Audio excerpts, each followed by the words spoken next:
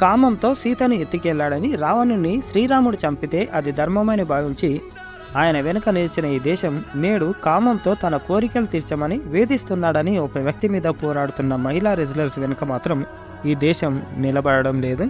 మరి ఇక మైదానాలకు మహిళలు వస్తారా? ఒక స్త్రీ లోలుడి కోసం సాక్షి మాలిక్ వంటి రెజ్లర్లను వదులుకుంటారా? మొన్న రెజ్లింగ్ నుంచి సాక్షి మాలిక్ తప్పుకున్నారు. నిన్న బజరంగ్ పూనియా పద్మశ్రీని తిరిగి ఇస్తానన్నారు.